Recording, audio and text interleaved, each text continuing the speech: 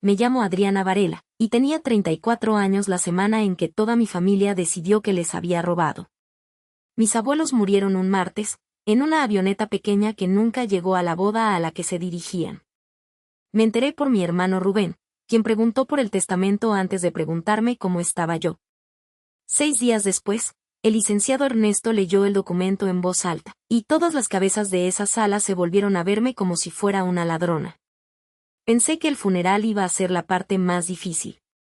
Entonces llegaron a la casa con un camión de mudanzas, y un hombre que nunca había visto, y entendí que el funeral solo había sido el principio. Lo que yo había hecho en silencio 2 días antes de que ese camión apareciera es la única razón por la que puedo contarles esto con calma ahora. Era un poco más de las 7 cuando sonó el teléfono, y el reloj de cuerda en el pasillo de mi departamento seguía marcando su tic pausado y paciente. Estuve a punto de dejarlo ir al buzón. Rubén nunca me llamaba. Nos mandábamos mensajes 2 veces al año, en los cumpleaños, como cuando le haces una seña a un vecino que no te cae bien. Así que contesté, y su voz salió mal, plana y apresurada. «Son el abuelo y la abuela», me dijo. Su avioneta cayó cerca de las montañas de Querétaro. Me senté en el suelo. Recuerdo el frío de las tablas a través del pantalón y el reloj contando segundos que no podía sentir. Iban a la boda de unos amigos, una pareja que habían conocido hacía 50 años. Le pregunté si alguien había sobrevivido. Me dijo que no. Entonces, antes de que pudiera respirar, antes de que ninguno de los dos hubiera dicho una sola palabra tierna sobre las 2 personas que habían criado la mitad de mi infancia, mi hermano hizo la pregunta que me lo dijo todo. «Oye», dijo, «¿sabes si dejaron testamento?» No contesté. Solo lo escuché respirar, y escuché el reloj, y el extraño vacío donde se suponía que debía estar el dolor. Él lo llenó por mí. Dijo que la familia resolvería el patrimonio en conjunto. Lo dijo de la manera en que uno dice algo que ya ha practicado. Le dije que tenía que colgar. Colgué y me quedé en ese suelo por mucho tiempo, y el único sonido en mi casa era ese viejo reloj, el que el abuelo me había enseñado a darle cuerda cuando yo tenía 9 años. No lloré todavía. Ya me preguntaba qué había estado planeando mi familia mientras mis abuelos aún estaban vivos. El testamento fue leído un lunes gris en el despacho del licenciado Ernesto Solano, 6 días después del accidente. Ernesto tenía 71 años, se movía lentamente, con un apretón de manos firme y unos ojos que no perdían detalle. Había servido con mi abuelo hace mucho tiempo, en algo que ninguno de los dos hablaba. Toda la familia llegó de negro. Mi padre, Octavio, se sentó al frente con los brazos cruzados. Mi madre, Silvia, se secaba unos ojos que permanecían secos. Rubén movía la pierna con nerviosismo. La tía Beatriz, hermana de mi madre, se sentó una fila atrás con una libreta legal ya abierta, como si hubiera venido a hacer inventario en lugar de guardar luto. Yo tomé la silla del final, como siempre hacía en las reuniones familiares, cerca de la puerta. Ernesto se aclaró la garganta y se puso los lentes. Nos agradeció la presencia. Dijo que mis abuelos, Raimundo y Juana Varela, habían sido personas cuidadosas y que sus deseos eran claros. Luego empezó a leer, y la sala contuvo el aliento. Yo esperaba que la casa le correspondiera a mi padre. Esperaba que los ahorros se dividieran. Esperaba, honestamente, que me mencionaran en algún lugar cerca del final. Quizás un recuerdo. El reloj, si tenía suerte. En cambio, Ernesto leyó mi nombre. Lo leyó de nuevo, un párrafo después. Siguió leyéndolo. Sentí que el aire cambiaba antes de entender las palabras. El bolígrafo de mi madre dejó de raspar. Mi padre descruzó los brazos. La pierna de Rubén quedó inmóvil. Ernesto me miró por encima de los lentes. No con maldad. Y luego volvió a mirar la página como un hombre que sabe exactamente lo que está a punto de soltar en esa sala. Mi madre se rió. Una nota corta y aguda sin ningún humor. Debe haber un error, dijo. Ernesto no levantó la vista. No hay ningún error, dijo. Ernesto dejó la página y entrelazó las manos. Adriana es la única heredera, dijo. El patrimonio pasa íntegramente a ella. Lo dejó reposar. 40 millones de pesos. La casa junto al lago. Los terrenos. Las cuentas que yo nunca había sabido que existían. Leyó los números con naturalidad. Como quien lee coordenadas. Y la sala se desmoronó en cámara lenta a mi alrededor. Mi padre dijo mi nombre como una maldición. Mi madre dijo única, 3 veces, como si la propia palabra estuviera rota. Yo no dije nada. Estaba pensando en los veranos. En el muelle que había reparado con mis propias manos a los 14 años mientras todos los demás estaban en el club. En mi abuela enseñándome a amasar un pan que nunca subía bien, y cómo ella se reía cada vez. Ernesto continuó. Explicó que el testamento había sido firmado 2 años antes en su despacho, ante 2 testigos, grabado en video. Dijo que había una carta médica que confirmaba que mis abuelos estaban en pleno uso de sus facultades el día en que firmaron. Lo dijo 2 veces, lentamente, y me di cuenta de que no me lo estaba diciendo a mí. Se lo estaba diciendo a la sala. Estaba construyendo un muro frente a mí, ladrillo por ladrillo, mientras todos miraban. Luego me miró directamente. También hay una carta, dijo. Escrita a mano. Solo para ti. Tu abuela pidió que la leyeras cuando estuvieras lista, y no antes. Asentí. No confiaba en mi voz. Detrás de mí podía escuchar a mi madre y a Beatriz susurrando rápido y bajo, de la manera en que se susurra cuando ya se está trazando un plan. Mi padre se levantó, se abotonó el saco y salió sin mirarme. La puerta hizo clic al cerrarse. El reloj en la pared de Ernesto seguía su marcha, y entendí que el dolor que había estado esperando sentir iba a tener que hacer fila. Me estaban esperando en el estacionamiento. Mi padre estaba junto a su camioneta con la mandíbula apretada, y el cielo gris pesaba sobre todos nosotros. Intenté caminar hacia mi auto. Él se interpuso. Debió haberle correspondido a la familia, me dijo. Había escuchado los bordes ásperos de esa frase toda mi vida, pero nunca la frase completa. Nunca en voz alta. Lo miré. Yo soy familia, dije. El rostro de mi padre hizo algo complicado y luego se cerró como una puerta. Se alejó. Esa era siempre su respuesta a cualquier verdad, alejarse. Rubén se acercó a su lado, con las manos en los bolsillos, ese aire suelto y arrogante que había cargado desde adolescente. Ni siquiera vives aquí, Adriana, dijo. No has vivido aquí en 12 años. Como si una casa fuera un premio por quedarse cerca con ganas de tenerla. Y en su mente, quizás ya era suya. Desde que tenía memoria, la familia había hablado de la casa del lago como algo que le correspondería a Rubén algún día. El lugar donde criaría a sus hijos. Una herencia sobre la que todos habían llegado a un acuerdo sin preguntarle ni una sola vez a las 2 personas que realmente la poseían. No le contesté a ninguno de los 2. No había nada que decir que estuvieran listos para escuchar. Mi madre apareció la última, e hizo la cosa más aterradora de todas. Se suavizó. Puso su mano en mi brazo y me miró con ojos húmedos y cuidadosos. Todos estamos de duelo, mi amor, dijo. Hablaremos pronto, cuando todos estemos más calmados. Su voz era tierna. Su agarre no lo era. Había pasado 4 años en el ejército aprendiendo a leer lo que la gente quería decir por debajo de lo que decía, y lo que mi madre quería decir era simple. No se había rendido. Solo había cambiado de arma. Me subí a mi auto. Me senté un momento, observándolos a los 3 conferenciando en el espejo retrovisor, cabezas juntas, mi padre gesticulando hacia el despacho. Luego manejé hacia el lago, hacia la casa que ahora era mía de alguna manera, e intenté recordar cómo respirar. Debo contarles quién soy, porque importa para lo que viene después. Pasé 12 años en el ejército, la mayor parte en logística. La gente escucha eso e imagina planillas. Y no se equivocan del todo, pero una planilla en el desierto equivocado es la diferencia entre que los hombres coman y que no coman.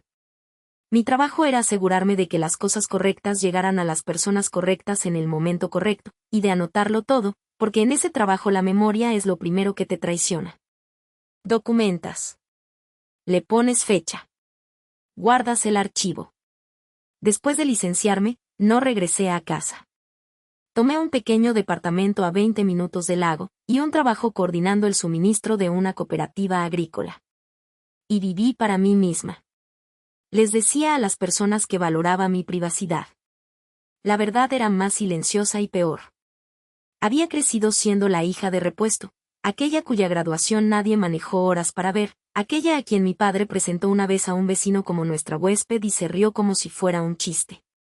Aprendes, después de suficiente de eso, a dejar de extenderte hacia personas que mantienen las manos detrás de la espalda. Entonces construí una vida que no los necesitaba. El único lugar donde alguna vez me había sentido plenamente vista era la casa del lago, con dos personas mayores que me preguntaban cómo me había ido el día y realmente esperaban la respuesta. El abuelo me pasaba una llave inglesa. La abuela me pasaba una rebanada tibia de ese pan terrible. Nunca me pidieron que demostrara que pertenecía allí. Me dije a mí misma, después del funeral, que había dejado atrás a esa familia años atrás y no sentía nada. El testamento acababa de demostrar que nunca realmente lo había hecho. No puedes dejar atrás a personas que siguen viviendo gratis en la parte de ti que se encoge. Supe eso en el momento en que la mano de mi madre apretó mi brazo. No habían terminado conmigo, y yo no estaba tan lejos como había fingido. La casa junto al lago era un lugar de cedro bajo que mi abuelo había construido a lo largo de 40 años, habitación por habitación, de la manera en que algunos hombres construyen una vida. Fui al día siguiente de la lectura para empezar a ordenar sus cosas, porque alguien tenía que hacerlo, y porque no podía soportar la idea de que lo hicieran extraños. El agua hacía su cosa vespertina cuando llegué, golpeando contra los pilotes del muelle con ese ritmo lento y paciente con el que me había dormido de niña. La lavanda de mi abuela seguía floreciendo a lo largo del barandal del porche, un poco silvestre sin ella. Me quedé de pie mucho tiempo y dejé que su olor me deshiciera. Adentro, la casa olía a cedro y café viejo. El reloj de cuerda en el pasillo, el reloj del abuelo, el gemelo del que él me había regalado, seguía marcando fiel, como si no hubiera escuchado la noticia. Le di cuerda de la manera en que él me enseñó. Luego recorrí las habitaciones y me permití llorar, por fin, de la manera en que no había podido hacerlo frente a nadie. Y en algún punto entre su mesa de trabajo y su cocina, tomé una decisión. No iba a dejar que esta casa se convirtiera en algo por lo que pelearan desde lejos. Iba a vivir en ella. Renunciaría al departamento y me mudaría aquí y estaría presente, porque la presencia es las 9/10 partes de conservar cualquier cosa. Empecé a cargar cajas desde mi auto esa misma noche. Estaba a la mitad del tercer viaje cuando vi el papel en el mostrador de la cocina, doblado una vez, con la letra de mi madre, deslizado bajo la puerta en algún momento del día mientras yo había salido.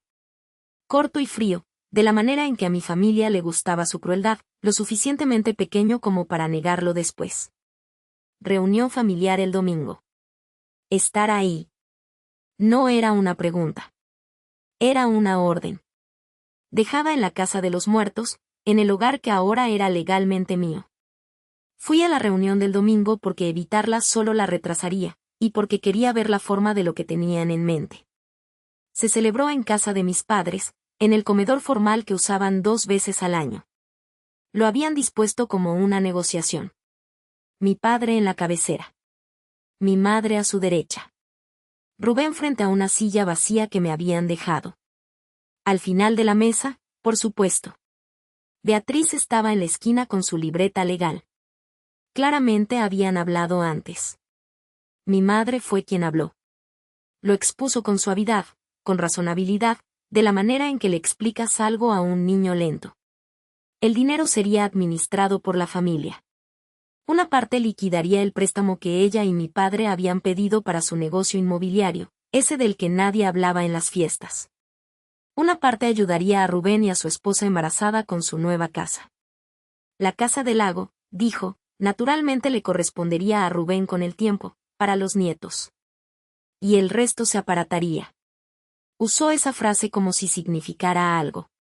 Luego se inclinó hacia adelante y buscó de nuevo la voz suave. Traspásalo, Adriana, dijo. Haz lo correcto. Ahí estaba. Toda la mesa me miró. Mi padre con fría certeza. Rubén con una especie de codicia nerviosa. Mi madre con esa calidez húmeda y armada. Esperaban que se diera. La vieja Adriana lo habría hecho. La huésped. La de repuesto. Sentí la atracción incluso entonces. El profundo entrenamiento familiar que dice que la paz siempre vale más que tu propio terreno. Me senté con eso un momento. Luego dije la única verdad que tenía. Necesito leer una carta primero. La sala quedó en absoluto silencio.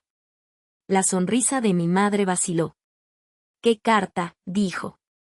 Me levanté y me abotoné el saco, de la manera en que lo había hecho mi padre, y los dejé sentados en su falsa negociación con su falso plan y el ambiente enfriándose. La campaña empezó el lunes. Llegó suave, de la manera en que llegan estas cosas, antes de llegar duro. Mi teléfono se llenó de mensajes de familiares que no había sabido nada en años. Una tía que casi no conocía me mandó un párrafo sobre cómo la abuela habría querido que la familia estuviera unida. Una prima mandó fotos antiguas de mí de niña en el lago, con caritas llorando, como si la nostalgia fuera una palanca. Mi madre mandó un versículo sobre la generosidad. Rubén mandó una ecografía con una sola línea. Piensa en él. Ninguno de ellos preguntó cómo estaba yo. Todos asumieron que yo era el problema que había que resolver. Reconocí el patrón, porque había operado en logística para personas que aplicaban presión como profesión, así que hice lo que siempre hacía cuando algo se sentía raro. Hice un archivo. Tomé capturas de pantalla de cada mensaje, les puse fecha, las puse en una carpeta, y no respondí ninguno. Todavía no estaba construyendo un caso. Quiero ser honesta sobre eso. No era una jugadora de ajedrez 10 movidas adelante.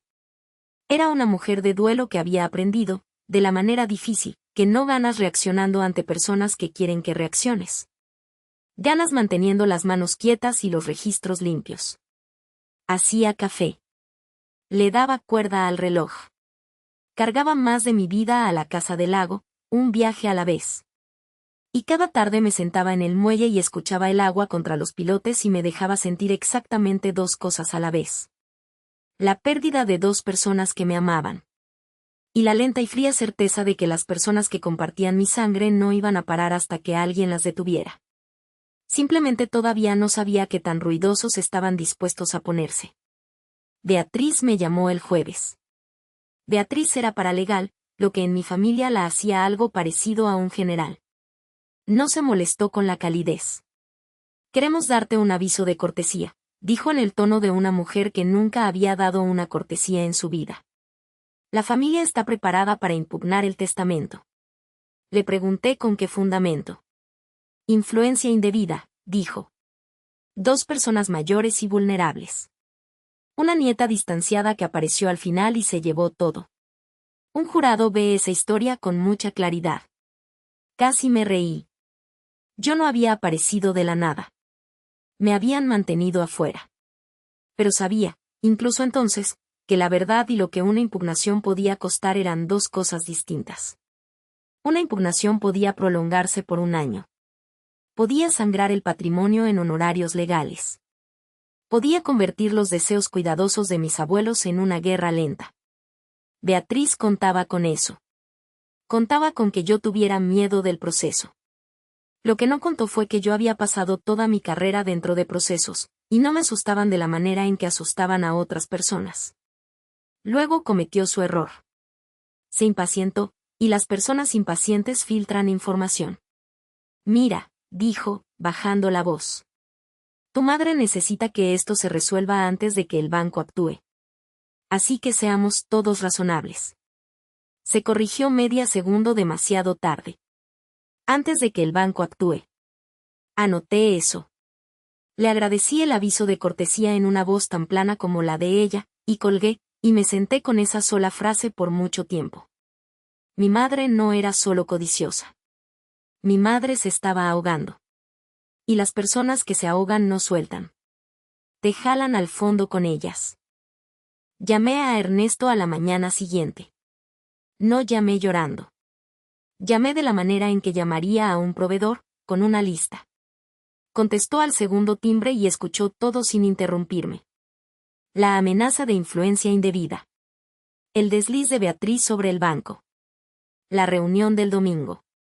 Cuando terminé, guardó silencio un momento. Déjame tranquilizarte, dijo. Me lo explicó lentamente. El testamento era tan sólido como un testamento puede serlo.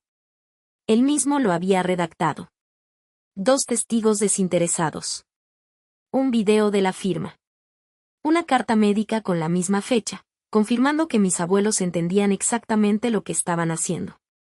Una reclamación de influencia indebida tiene que probarse, dijo, y la carga recae sobre ellos. No sobre ti. No tienen más que sus sentimientos.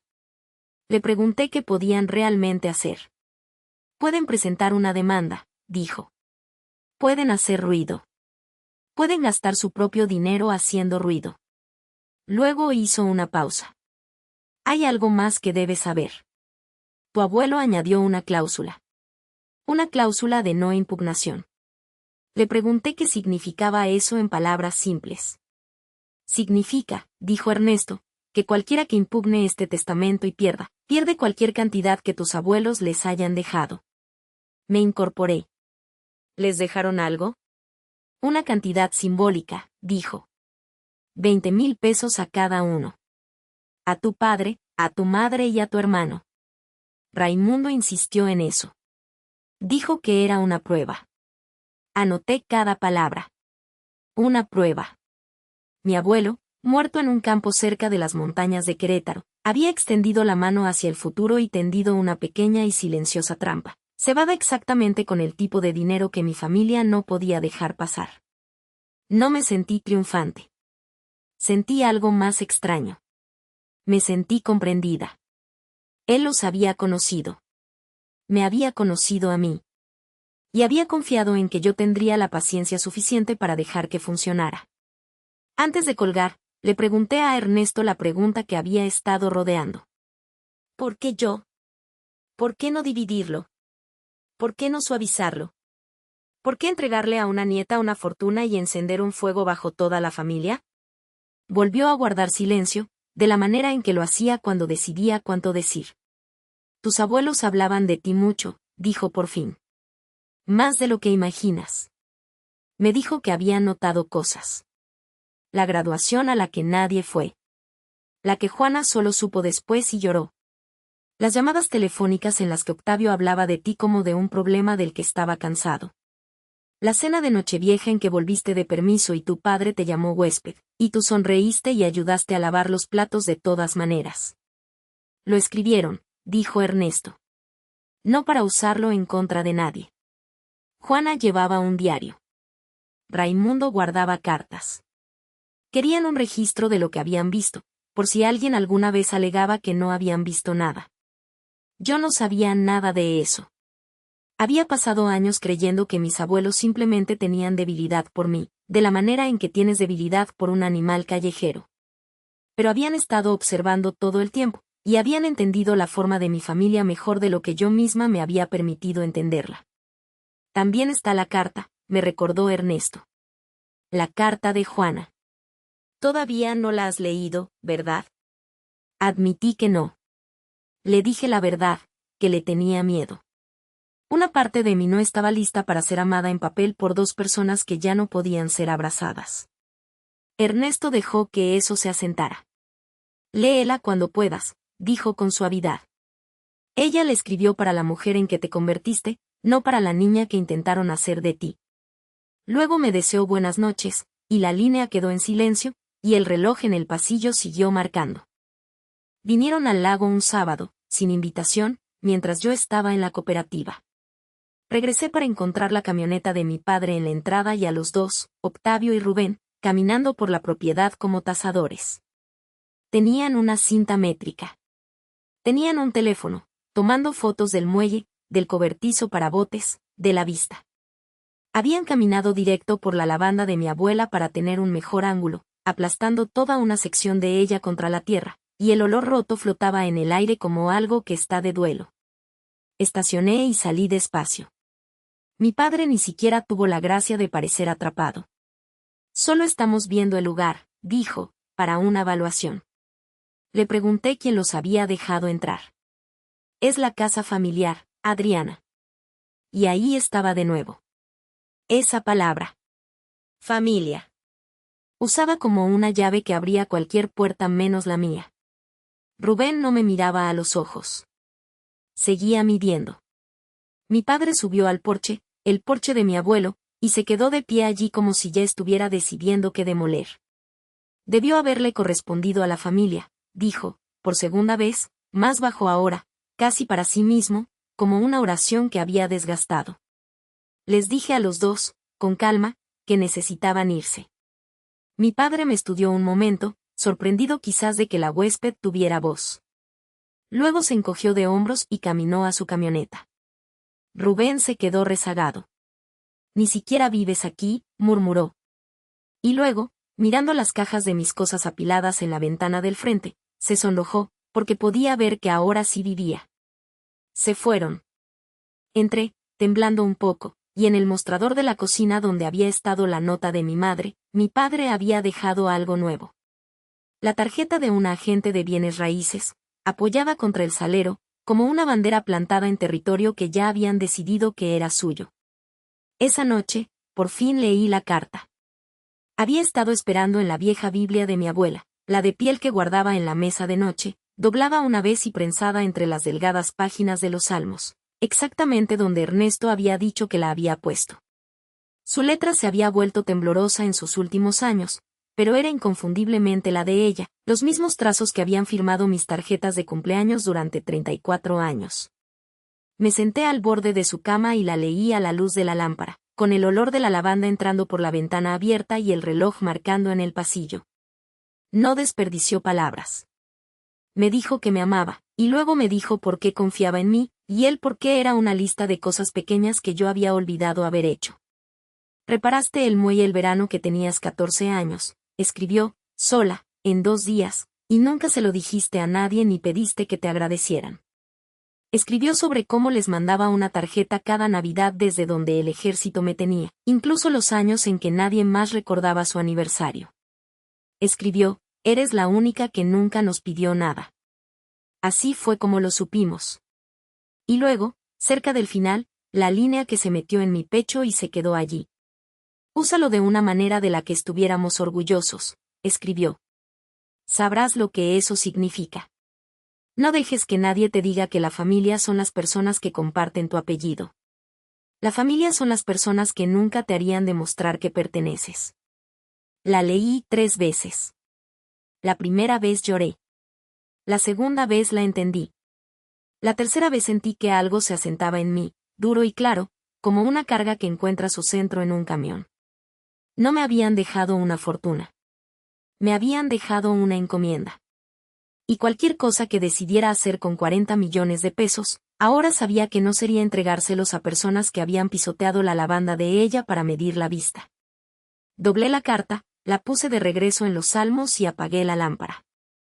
La semana siguiente, Ernesto y yo nos sentamos en su despacho y recorrimos todo el camino por delante, paso a paso, de la manera en que yo solía preparar una ruta de suministro. Explicó el proceso sucesorio como un mapa. El testamento sería presentado y validado por el juez. Como única heredera, se me requeriría notificar a los otros posibles herederos, lo que significaba que mi familia recibiría aviso oficial lo quisieran o no. El patrimonio se liquidaría en etapas, en el calendario del tribunal, no en el mío, y no en el de ellos. El reloj en su pared marcaba mientras él hablaba, y lo encontré tranquilizador. El proceso, me di cuenta, iba a tomar exactamente lo que tardara, y ningún grito de mi familia podía acelerarlo ni detenerlo. Eso era lo que ellos no entendían sobre personas como yo. Pensaban que la paciencia era debilidad. Yo había aprendido que la paciencia, aplicada correctamente, es un arma que nunca se cansa. Le pregunté a Ernesto la única pregunta que importaba. Si presentaban su impugnación, ¿qué debía hacer yo? Nada dramático, dijo. Defiendes el testamento, que se defiende solo. Y dejas que la cláusula de no impugnación haga su trabajo silencioso. Lo pensé. Si les rogaba que no presentaran la demanda, la presentarían. Si intentaba comprar la paz entregándoles una parte, traicionaría la carta de mi abuela y le enseñaría a mi familia que la presión funcionaba. Pero si simplemente me quedaba quieta, en terreno legal sólido, y los dejaba arremeter contra el muro que mi abuelo había construido, se romperían contra él y perderían incluso el símbolo que él les había dejado. Entonces no los enfrento, dije lentamente. Solo tengo que ser tan paciente como lo es la ley. Ernesto casi sonrió. Tu abuelo dijo algo muy parecido, me contó, el día que firmó. Presentaron la demanda 11 días después. Beatriz la redactó, mi madre la impulsó, y mi padre puso su nombre en una petición alegando que sus propios padres habían sido manipulados por su nieta para traicionar a su único hijo. Recibí el aviso el mismo día que Ernesto. Lo leí de pie en el mostrador de la cocina y sentí una calma extraña y triste. Lo habían hecho. Habían caminado directo hacia el muro, convencidos de que era una puerta. La petición estaba llena de palabras como aislamiento y vulnerabilidad y momento sospechoso, ninguna de las cuales sobrevivía el contacto con un video de 2 personas con la mente despejada firmando en un despacho mientras un médico estaba presente. Pero ellos no sabían del video, y no entendían la cláusula. Esa tarde, mi madre me mandó un mensaje, y era el más suave hasta ahora, lo que me dijo que pensaban que la demanda les había dado ventaja. No queremos que esto se ponga feo, escribió. Traspásalo y dejamos caer todo. Podemos seguir adelante. Traspásalo. Haz lo correcto. La misma frase, vestida para una temporada diferente. No le respondí. Reenvié el mensaje a Ernesto, lo feché y lo añadí al archivo. Quiero que entiendan que no sentí ninguna alegría en esto. No eran extraños. El hombre que había firmado esa petición me había cargado sobre sus hombros cuando era pequeña, antes de decidir que era una decepción. La mujer que me mandaba mensajes sobre no ponerse feo me había trenzado el cabello para ir a la escuela. Pero habían hecho su elección con los ojos abiertos, y la ley no iba a ser una excepción por el hecho de que compartiéramos una mesa navideña. Serví un café, le di cuerda al reloj y esperé. Mi madre vino al lago sola, 3 días después de la demanda, cerca del atardecer. Casi no la reconocí. La calidez cuidadosa se había ido, y lo que quedaba era una mujer cansada con un abrigo demasiado delgado para el viento del lago. No llamó tanto como apareció en el porche, y cuando abrí la puerta su rostro estaba haciendo algo que nunca le había visto hacer. Tenía miedo. «Puedo sentarme», dijo. Nos sentamos en los escalones del porche, sin tocarnos, la lavanda magullada y dulce entre nosotras. Y entonces me dijo la verdad, por fin, toda la forma de ella. El negocio inmobiliario había fracasado. Había pedido prestado con garantía de su propia casa para financiarlo, segura de que la herencia cubriría el déficit. El banco iba a ejecutar la hipoteca. «Voy a perderlo todo, Adriana», dijo, y su voz se quebró en la última palabra de una manera que ninguna actuación podría falsificar. Por un momento no vi a una villana. Vi a una mujer asustada que había apostado toda su vida a un dinero que nunca fue suyo, y había perdido. Sentí la vieja atracción, fuerte, la que dice arréglalo, haz las paces, dales lo que quieren y el miedo parará. Me dejé sentirla, luego la dejé pasar. Siento que tengas miedo, dije. Lo digo en serio. Pero no voy a firmar la casa. Quédate y hablemos de cómo podría ser la ayuda real. Por un segundo sus ojos parpadearon con algo parecido a la esperanza. Luego escuchó la parte que no quería, la parte en que yo conservaba mi terreno, y su rostro se endureció de regreso a la madre que conocía.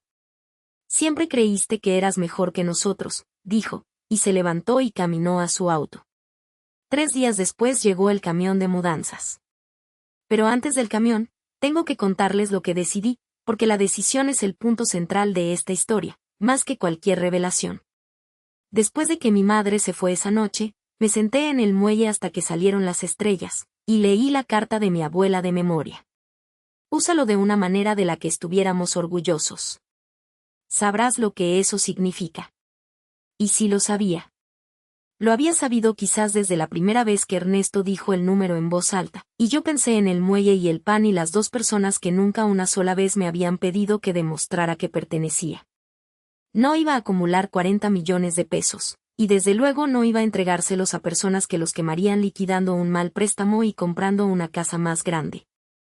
Iba a hacer la cosa que mis abuelos habían insinuado en cada pequeña bondad silenciosa de sus vidas. Iba a construir algo. Una fundación.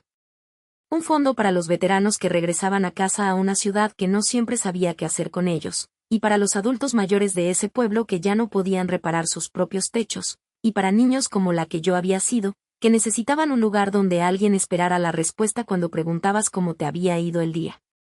Conservaría la casa del lago, no como trofeo, sino como su hogar. El porche de mis abuelos le pertenecería a toda la comunidad que habían amado en silencio durante 60 años. Tomé la decisión en ese muelle, y sentí el reloj de mi abuelo marcando suavemente por la ventana abierta, contando lo cierto. No esperé a que mi familia hiciera su siguiente movimiento. Hice el mío primero. La mañana después de la visita de mi madre llamé a Ernesto y le dije que quería todo asegurado, formalmente, en el registro.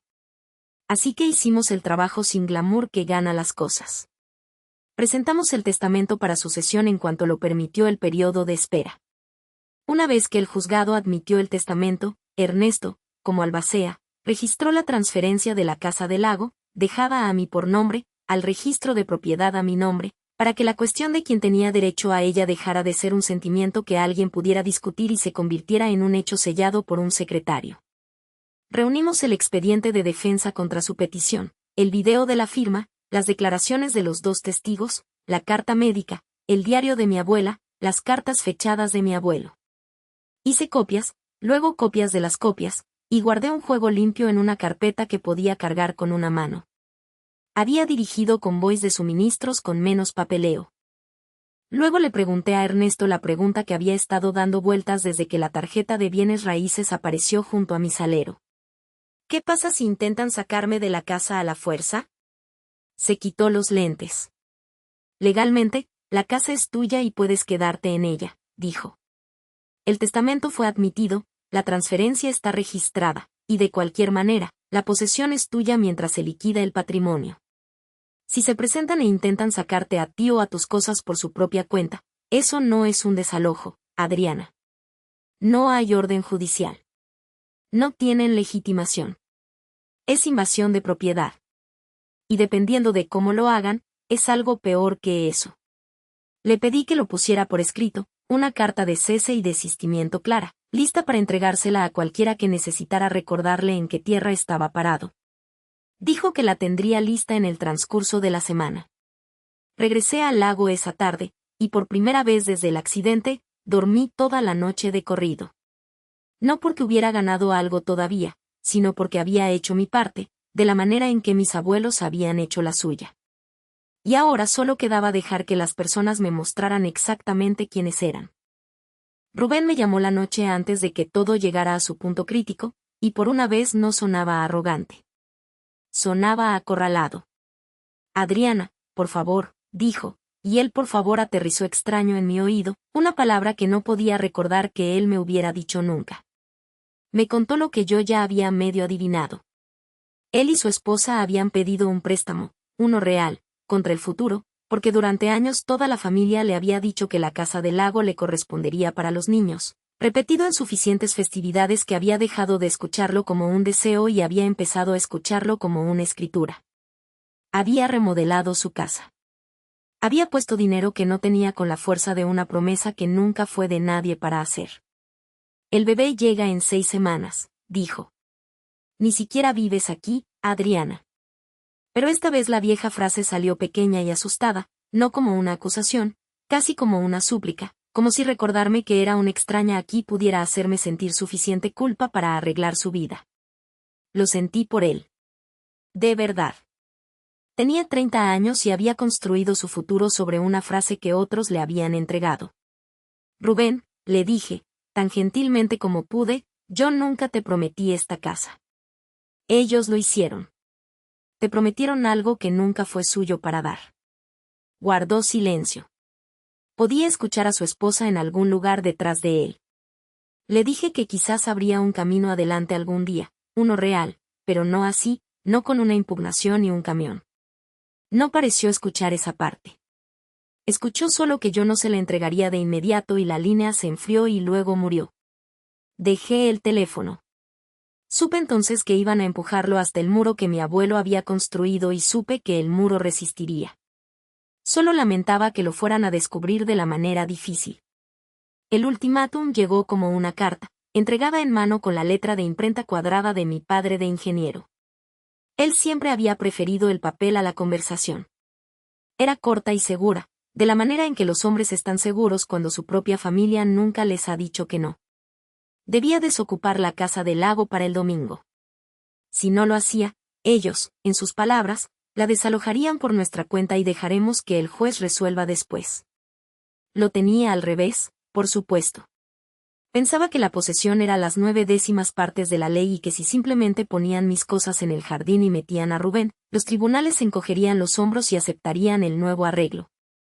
No entendía que una escritura registrada no importa quién esté durmiendo en la casa. No entendía que no se puede desalojar a una propietaria. Terminó la carta de la manera en que terminaba todo, con la frase que había desgastado hasta el hueso. Debió haberle correspondido a la familia.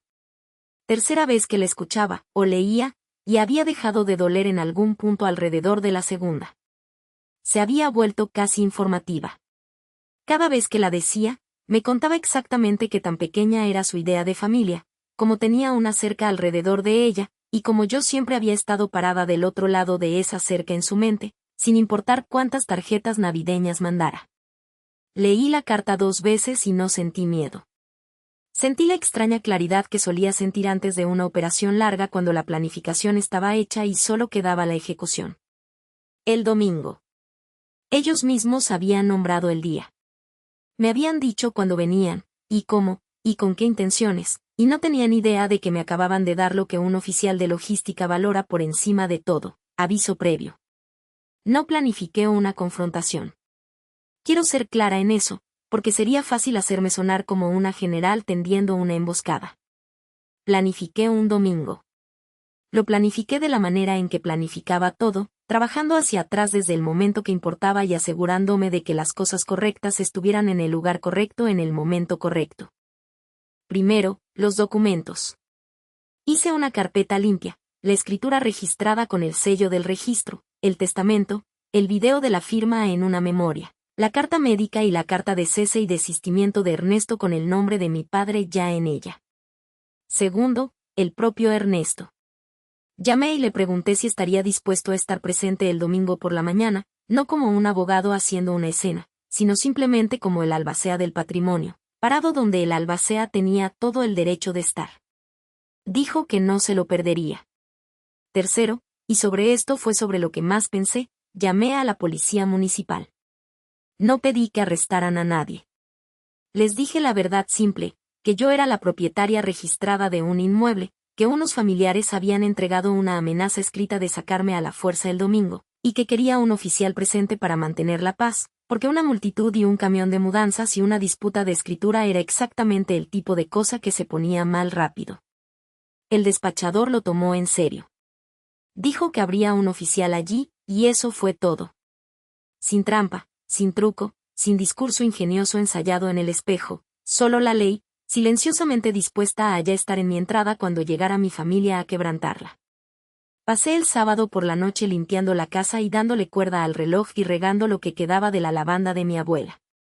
Luego hice café para la mañana, puse la carpeta junto a la puerta y me acosté. El domingo venía. Tenía intención de encontrarlo de pie. No dormí mucho esa última noche, pero no era el miedo lo que me mantenía despierta. Era la casa. Me senté en el muelle pasada la medianoche con una cobija y un café frío, y dejé que el lugar me sostuviera una vez más antes de lo que fuera el domingo. El agua se movía contra los pilotes en la oscuridad, ese mismo golpeteo paciente, el sonido que mi abuelo decía que podía enseñarle a una persona todo lo que necesitaba saber sobre la persistencia si escuchaba lo suficiente. La lavanda, lo que sobrevivió de ella, exhalaba su dulzura en el aire fresco. Y por la ventana abierta detrás de mí, podía escuchar apenas el reloj marcando las últimas horas, firme como un pulso. 3 cosas que mis abuelos habían amado. El agua, las flores, el tiempo. Había pasado mis veranos de infancia dentro de las 3 sin saber que eran un tipo de herencia más real que cualquier número que Ernesto pudiera leer en voz alta. Llegaron a las 9, en una pequeña caravana, de la manera en que llegas a un lugar que ya has decidido que es tuyo. Primero la camioneta de mi padre, luego un camión de mudanzas rentado, el grande, su motor diésel perturbando la quietud matutina. Luego el auto de mi madre, y detrás el de Beatriz, y detrás de ese uno o dos primos que habían traído como testigos, de la manera en que traes testigos cuando quieres que algo parezca oficial. Estacionaron sobre el pasto sin pensarlo. Mi padre salió primero y se quedó de pie inspeccionando la propiedad como un hombre que llega a un sitio de trabajo. Rubén bajó del camión de mudanzas, no miraba la casa, no me miraba a mí. Mi madre subió por el jardín con la barbilla apuntada, el miedo de los escalones del porche guardado en algún lugar, reemplazado por la certeza frágil de una mujer sin salidas. Beatriz tenía su libreta legal, los primos se quedaron rezagados junto a los autos, ya incómodos. Yo estaba parada en el porche de mi abuelo con mi café, sin ningún apuro. Mi madre llegó al último escalón y me miró de frente, y fue directo a la frase, porque había funcionado conmigo toda mi vida. Traspásalo, Adriana, dijo. Haz lo correcto. Mi padre subió los escalones pasándola, directo hasta el porche, caminando por el último tramo vivo de la lavanda de mi abuela para llegar allí, aplastándola bajo sus zapatos de domingo sin un destello de conciencia. Se detuvo a un paso de mí, usando su estatura de la manera en que siempre lo hacía. Ya terminamos de esperar, dijo. Recoge tus cosas. Y lo vi, listo para responder, cuando sus ojos se movieron más allá de mí, hacia el costado de la casa, hacia las dos personas que acababan de salir silenciosamente de la esquina donde habían estado esperando, y mi padre dejó de hablar. Todo el jardín delantero se quedó quieto. Incluso el camión de mudanzas pareció contener el aliento. La primera persona en salir de la esquina fue Ernesto Solano, en su traje gris de domingo, moviéndose lento y seguro, el expediente del patrimonio bajo el brazo. La segunda fue un oficial de la policía municipal uniformado, con el sombrero puesto, los pulgares en el cinturón, sin ningún apuro. La boca de mi padre seguía medio abierta en el final de una frase que nunca terminó.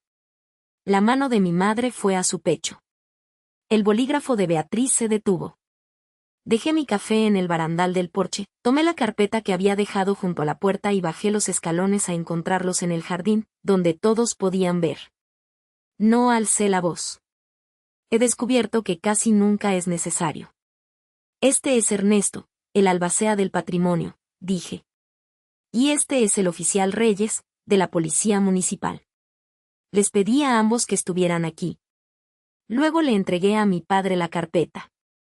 No la tomó, así que la sostuve hasta que el silencio lo obligó. Esa es la escritura de esta casa, dije. Ernesto la registró con el registro de propiedad una vez que el juzgado admitió el testamento. A mi nombre. Ese es el testamento. Esa es la carta médica, y ese es un video de tus padres firmando, con la mente despejada, en el despacho de Ernesto. El oficial habló entonces, fácil y llano, la voz de un hombre que había mediado 100 de estas situaciones. Esta propiedad es legalmente de ella, dijo. No hay ninguna orden judicial aquí. Cualquier intento de sacarla a ella o a sus pertenencias es invasión de propiedad, y lo trataré como tal. El camión necesita irse. Pero fue Ernesto quien entregó la parte que les quitó el aire a todos ellos. Abrió el expediente, sacó una sola hoja y la sostuvo para que mi padre pudiera ver su propia firma en la petición. Cuando presentaron su impugnación, dijo Ernesto casi con gentileza, caminaron directo hacia la cláusula de no impugnación que Raimundo construyó en este testamento. Si la presionan y pierden, y van a perder, no tienen evidencia y hay un video que los entierra. Ustedes pierden cada centavo que él les dejó. Un juez dirá la última palabra sobre esto, Octavio. Pero no pusieron este patrimonio en juego en una audiencia. Lo pusieron en juego el día que firmaron esto. Mi madre se abalanzó hacia la hoja. El brazo del oficial se levantó, sin apresurarse, y la detuvo en seco. Fue entonces cuando mi familia se desmoronó, todo a la vez. De la manera en que una cosa se desmorona cuando la presión sobre la que estaba construida de repente no tiene hacia dónde ir. Mi madre empezó a gritar sobre abogados y mentiras, su voz subiéndose a un registro que nunca le había escuchado, toda la calidez cuidadosa desaparecida para siempre. Mi padre se puso de un rojo profundo y peligroso y apuntó el dedo hacia Ernesto, hacia mí, hacia la escritura, balbuceando sobre hijas malagradecidas y herencias robadas. Rubén se sentó directo en los escalones del porche y puso la cabeza entre las manos. Los primos junto a los autos empezaron a retroceder hacia sus vehículos, habiendo venido a presenciar una victoria, no esto. Y yo estaba parada en medio de todo eso, perfectamente quieta, sosteniendo la carpeta, y no sentí nada que tuviera que actuar.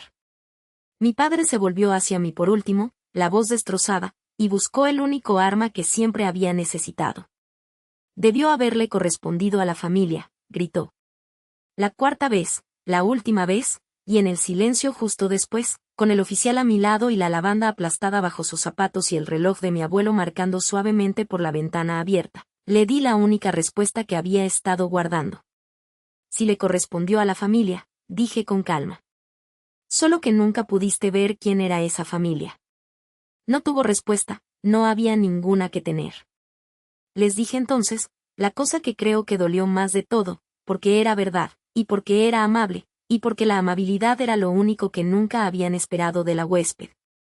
Les dije que había estado dispuesta a incluirlos, que tenía un plan que habría ayudado a mi madre con orientación real, habría ayudado a Rubén a pararse en sus propios pies, habría honrado a la familia de una manera que hubiera durado. Podrías haber tenido una hermana, le dije a Rubén, sin crueldad. En cambio, trajeron un camión. Ernesto dejó que los números hicieran el resto, porque los números eran el único idioma que mi familia había confiado plenamente. Lo expuso con claridad, parado en el jardín, mientras el oficial esperaba junto al camión de mudanzas para asegurarse de que se fuera. La petición casi con certeza sería desestimada. No tenían evidencia y había un video que los enterraba. Los honorarios legales que ya habían generado eran suyos de pagar, de bolsillos que no eran profundos. Y la cláusula de no impugnación significaba que los 20,000 pesos cada uno que Raimundo les había dejado, esa pequeña misericordia que había doblado en su prueba, serían confiscados en el momento en que un juez fallara contra ellos, y todo indicaba que un juez fallaría contra ellos. Habían venido por 40 millones de pesos, y se iban con menos de lo que habían llegado. Mi madre escuchó la palabra ejecución hipotecaria en todo eso. En algún lugar. Y el impulso de luchar se le fue entre un aliento y el siguiente. Se sentó en el último escalón junto a su hijo, y por un momento solo era la mujer asustada del porche otra vez. Voy a perder la casa, dijo, a nadie en particular. Y aquí está la parte en que más he pensado en los meses desde entonces. No me regodeé. No perdoné. Pero no me regodeé. Me agaché cerca de ella y dije en voz baja, para que los primos no escucharan, que no iba a salvar el préstamo porque salvarlo solo le enseñaría a todos que el camión había funcionado. Pero le di un nombre. Un asesor financiero. Uno real. Y el número de un programa del gobierno que ayudaba a las personas a reestructurar antes de que el banco actuara. La misericordia no es dinero, le dije. Pero tampoco es nada. No me agradeció. No lo esperaba. El oficial le hizo una seña al chofer del camión, y el gran diésel tosió y arrancó, y uno a uno mi familia se subió a sus autos y se fue por donde había venido. La semana siguiente le conté a todo el pueblo para qué eran los 40 millones de pesos. Lo hice en el centro comunitario, el pequeño de calefacción deficiente donde mi abuela solía organizar la colecta navideña, y lo hice con sencillez, porque así era como Raimundo y Juana habían hecho todo. Anuncié la Fundación Varela del Lago.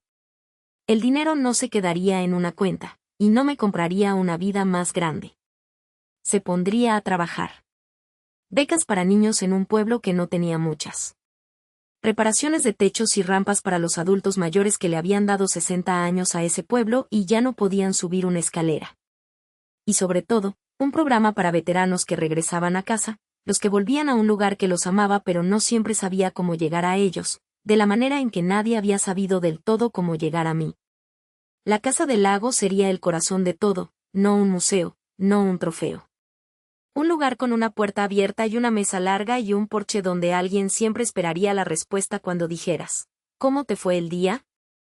Colgué la foto de mis abuelos de regreso en el pasillo, junto al reloj, donde el abuelo podía mantener un ojo en el tiempo y la abuela podía mantener un ojo en la lavanda que había pasado un fin de semana encorajinando de regreso a la vida.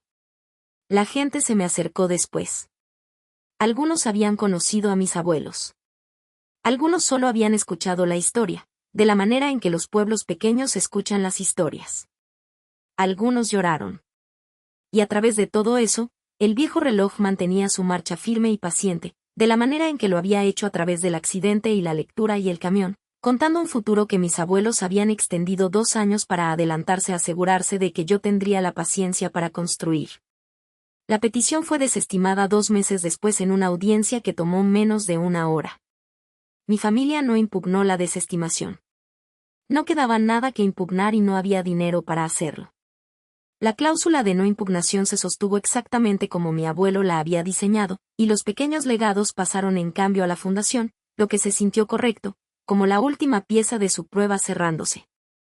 Mi madre perdió su casa ese otoño. Yo la había advertido, y le había dado el nombre y el número, y no había usado ninguno. Hice las paces hace mucho tiempo con el hecho de que algunas personas prefieren ahogarse aferradas a su orgullo que nadar hacia una mano que han decidido odiar. A mi padre no le he hablado desde el porche. No lo espero.